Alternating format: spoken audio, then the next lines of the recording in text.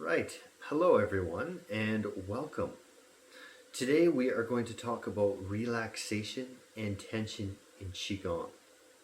We're going to be talking about how to utilize the breath, when to stretch the tendons, what type of focus you need, and many more. So let's begin. In Qigong, we utilize our breath and our focused intention to guide our qi, or blood, circulating through the body. So please watch my other videos if you're a first-time attendee. Anyways, let's get started. So when we breathe, we know we're breathing from our dantian, which if I find my belly button, which is right now here, if I find my belly button, I'm going to go just a bit lower than that, and I'm going to breathe into that space, right?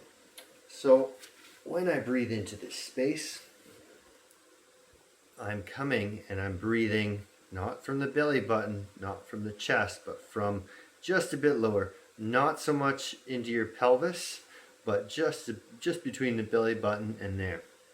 And it's not just the front area, but it's also the back, and as we breathe in first there, then we try to breathe as low as we can, opening up our spine, our chest, our shoulders, and finally to our biceps, pushing our shoulders to the sides, relaxing, keeping our armpits open, relaxing our fingers and wrists, and kind of just floating up. And as we exhale, we don't want to stay stiff here. We want to relax our shoulders as much as possible. And that happens by relaxing the wrists and the palms. Okay. You'll see in many of my videos, as I inhale and then as I exhale, as I come up, everything moves harmoniously. And as I exhale, it's not just push up, right? Very rigid. We're inhaling. And as we exhale, we're trying to relax as much as possible. Now, this is a relaxing type of Qigong, which is absolutely necessary. We need this yin to cultivate what are we cultivating? We need this yin to cultivate our energy, to heal from injuries. We need this yin to heal our body, get it ready for sleep. We need this yin to calm down the yang. So in Qigong, we talk about the yin and the yang, and you hear it as well in yoga. If you've ever been to a yoga session, if the yoga teacher and the studio is worth their salt, they're going to know the difference between yin and yang, right? If you go to a yin practice, what will happen is it's very slow, and if it's a good teacher, they'll guide you through only a few movements, and really their focus is like get them to start the movements, but really their focus should be to help you tune in to the breath and how to relax your body into the postures. They might go over some postures that are a bit yang, just to get your body situated, especially if they have a lot of office workers or people with back problems that actually need to activate their glutes and learn proper structure. But the majority of the lesson will always include like putting feet up on the wall, breathing that way, breathing on the side, slow stretches, slowly getting into different stretches, right? And then finally doing the shavasana, which is laying down, and you might fall asleep. They turn the lights off, and that's when we gather all of our energy. So doing this before a nap or anything is great. Doing it before activity is also great. If you find yourself doing some of these Qigong, these slow and these more yin Qigong practices, I do both yin and yang. You'll see both on my YouTube channel. But if you're doing these yin practices and you find, whether it's yin yoga or slower breathing Qigong, I've had a lot of people with feedback said, I felt like I was going to fall asleep or something. And that's great. That's a cue that your body's running too hard and you need to take some sleep. So maybe it's going to help you examine what you're doing in the evening before bed, or if you're getting enough sleep, if you're getting enough rest, what kind of food you're eating, right? So this interplay between yin and yang is very important. But when we have the energy, or when we choose to expend the energy, we can use the yang. So the way it works when we're using the yang in Qigong is we're applying the exact same breath concepts, but we're not so much just tightening one part of our body or remaining static. We're using the breath, and then we're using incredible, immense focus and discipline of the mind to push the energy out or push it into an area. So for example, if we're going to use the arm, a pose might be inhaling, using the whole body. And I love to show people the slow, because once you learn the slow and the yin, then you can begin to tap into the yang. So as you're doing the yang, it should be very effortful. So watch for a second.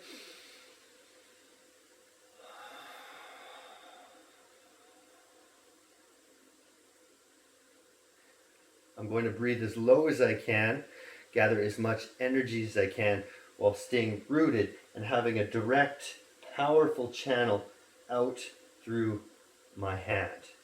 Now, as I breathe in, I can stay in this position for a long time. Breathing in,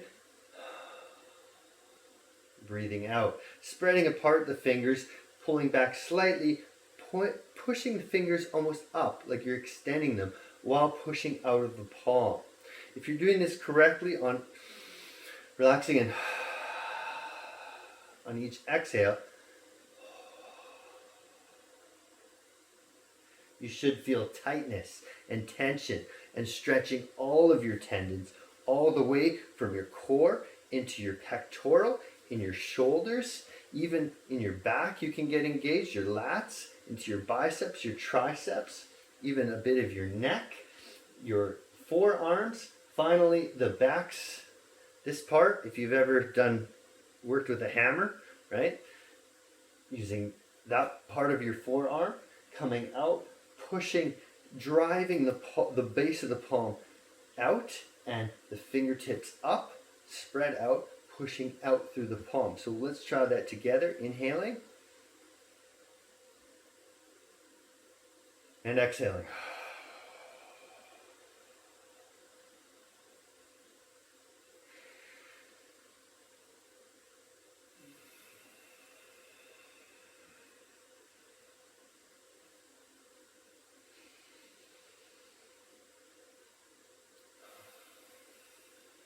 Again, it should be very effortful. It should be very intense.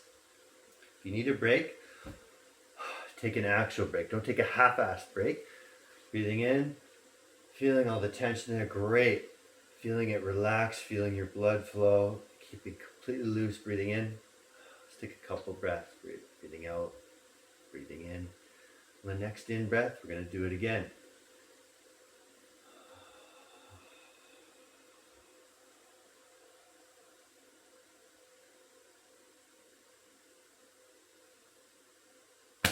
Tight core.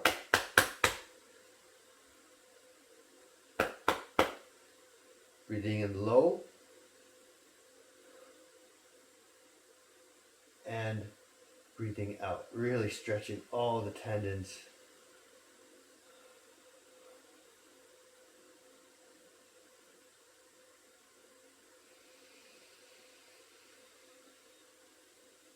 This is when the transformation takes place.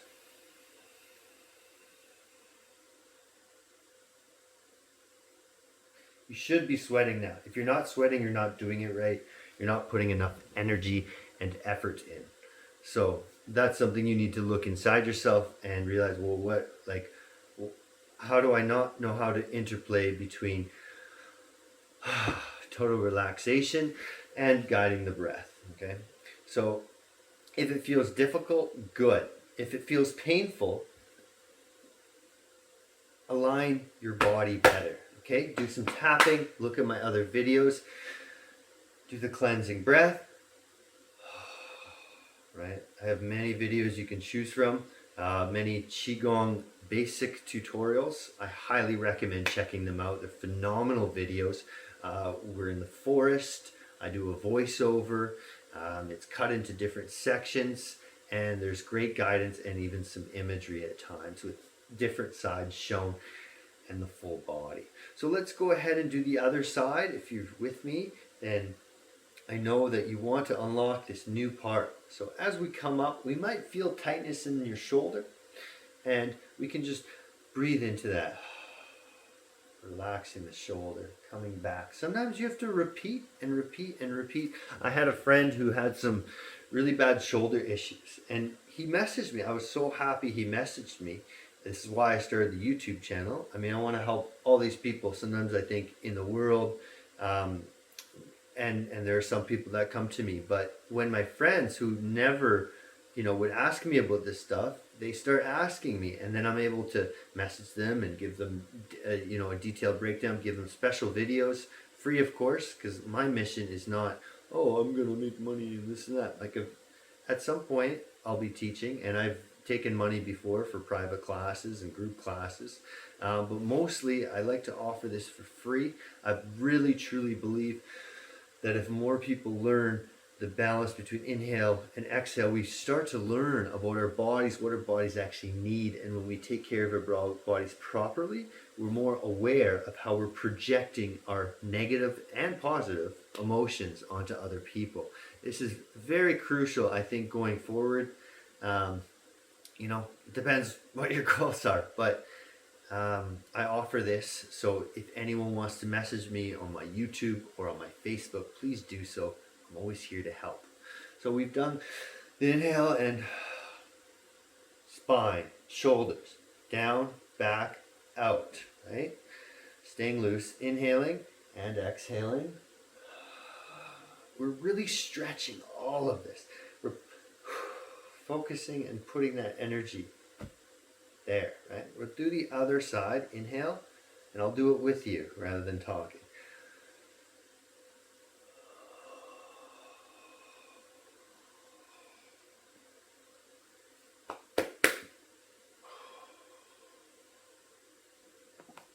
Get a better angle.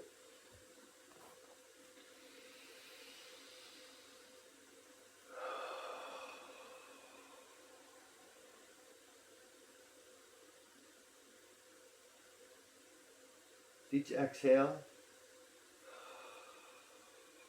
push it a bit further. Push your palm out further and peel your fingers back further. Don't overdo it. We don't want pain at the back of our hand. If there's pain, that means you can extend. Rather than just coming back, you can also extend up with your fingertips, okay? You can spread out. Put in, kind of squeeze and point. Try different things out. Inhaling, you're slightly relaxing. Exhaling, putting all your tension and focus at the end of your hand, the end of this channel. You can call it a channel because it comes from here and it goes out here.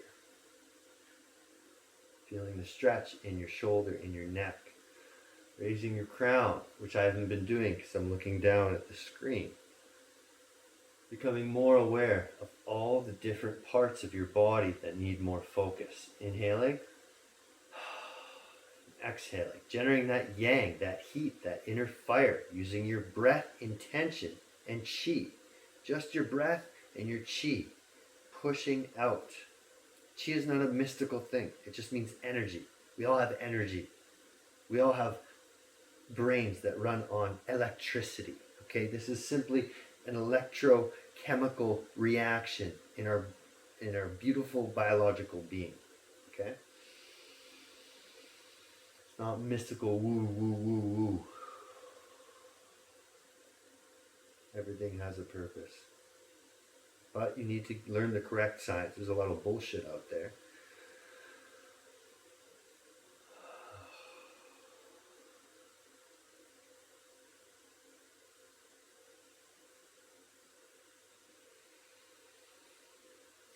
Your fingers should be tingling. Your arms, you should be learning how to generate and feel to stretch more of not just part of your arm, but your bicep, your tricep, your forearm, your back, your lats. When you think you're at your max, come in a bit, relax, and then come right back out.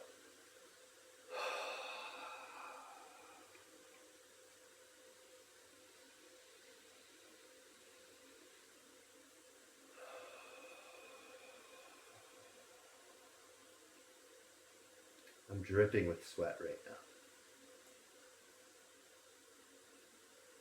Can you see?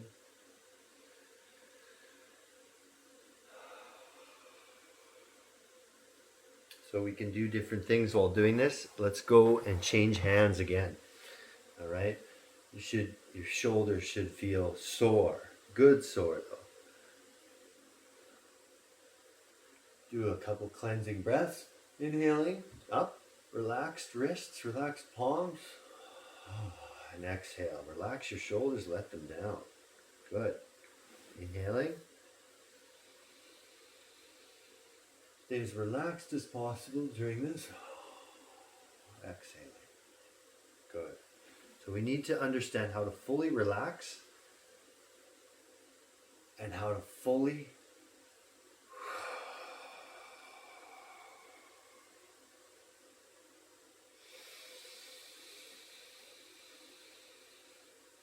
with our utmost and complete intention,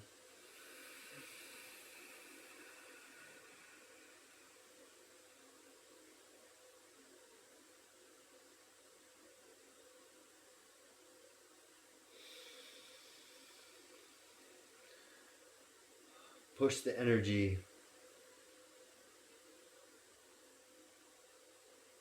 into a certain spot. So as we learn this yin and yang, as we learn putting this, just simply putting this energy with intention, we can begin to tap into other absolutely beautiful things. Some of the most beautiful things we can tap into is the ability to heal our own bodies.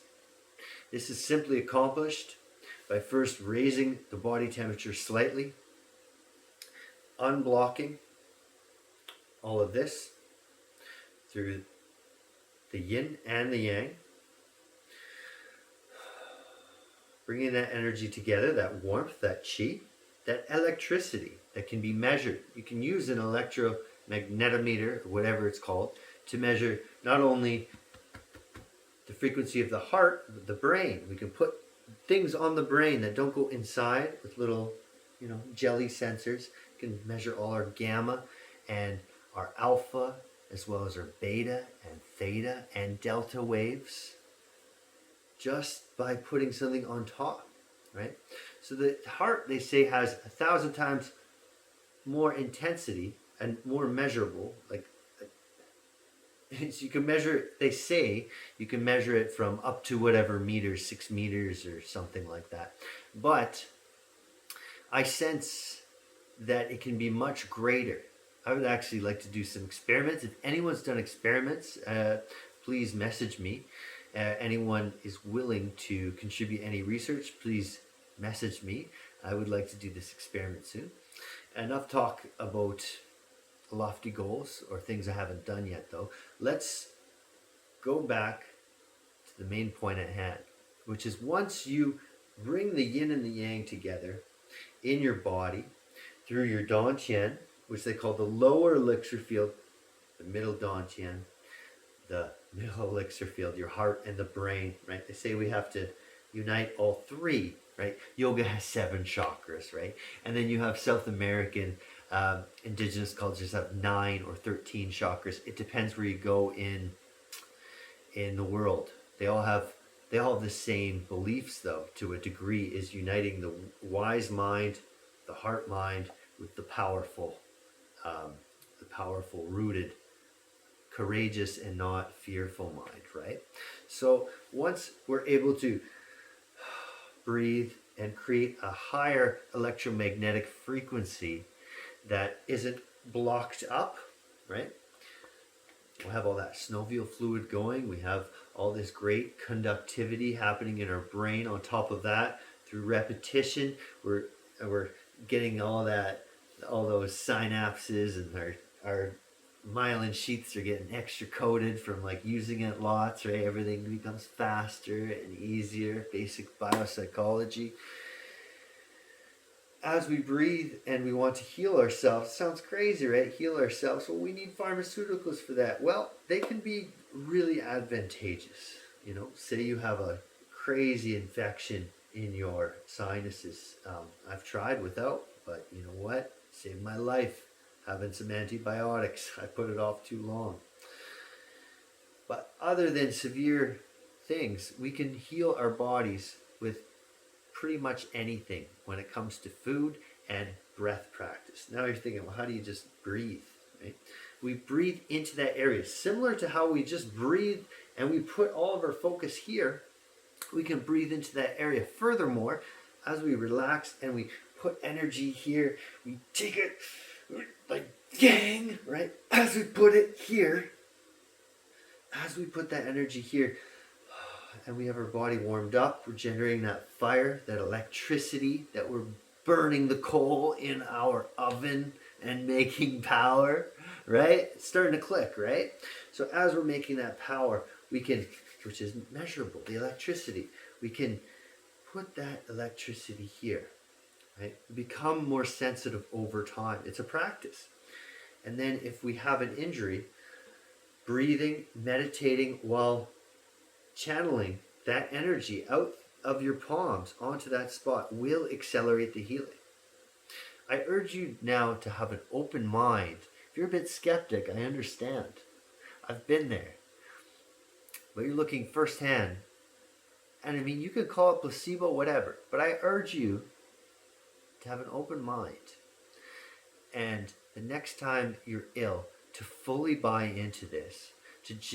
Don't raise too much heat if you're very sick, but raise enough. Get up, move your body a bit so you can harmonize it, do some slow breath practices, get the blockages away lightly, and eat a tiny bit of food while completely relaxing. No half-assed relaxing. It's a practice where we meditate that breath, that empty mind. We're not channeling some woo-woo. We're simply just using our breath, intention, all this beautiful electricity, and we're using our bodies as they're designed. We tap onto that area, maybe lightly massage it, but really, you can just hold that hand there. Sometimes just a light touch reminds our body to relax and to help heal itself. That's what they say about healers, is they're not actually healing you. They're just helping your body remind itself how it can heal itself. Has anyone ever, touched your back in a certain way? You didn't even realize your back was a bit sore, or maybe it was in the back of your mind, you're just pushing through. And it just helps you take a breath, and, maybe you adjust your spine and take a deep breath, and guess what that is? That's your body realizing, wow, I've just been reminded that I need to send some energy and healing there, and breath, right? So take these little seeds and bring them into your awareness. Come back to this video, come back to this point, come back to the other point. It's up to you. You've got the tools. I've got lots of videos of the full breath practice. But again, we're talking about the interplay of the yin and the yang. Let's do a few breaths. We'll close together. I want to remind you, you can send me a message at any time. I'm truly here to help. This is my mission. And yeah, I'm happy to do private lessons. I'm happy to give basically free advice. If you want a routine lesson once a week, or I'm going to charge you money. But if you want if you have an injury you need help with, send me a message. I'll probably send you a whole bunch of videos. I'll give you special advice. I can jump on a video chat with you and talk about how to diagnose that, how to self-diagnose, and yeah, I'm here to help. This is my mission, all right? But I do work full time, so if we're gonna do a thing where we're both agreeing to meet at a certain time every week, my schedule is very busy, so we'll slot that in and we can talk about price. Right now I'm doing donation based. I expect everyone to give me the value that they receive. So if you feel like you didn't get any value, don't give me any money. I'm not saying donation, but I want $50. No. If you want to give me $5, you can't give anything. It doesn't matter. If you want to give me no dollars, it doesn't matter to me. Okay? I'll give you for free donation too. All right? And then later, you feel like it's helped you, you send some my way as thanks, right? I'm like I said, this is my mission, so I'm here to help. Tell me what you need. There's always exceptions that can be made. So I think I've gone on long enough, so if you've gotten here, then let's do some brilliant breaths. Inhaling the whole body. And exhaling. Whoa. Does that ever feel good? Inhaling. Full body all the way down. And exhaling. Good. So you notice when I exhale, I don't just exhale. I'm right? Because this whole system, we've got our T spine and then we got our C spine, right? This whole T and C spine,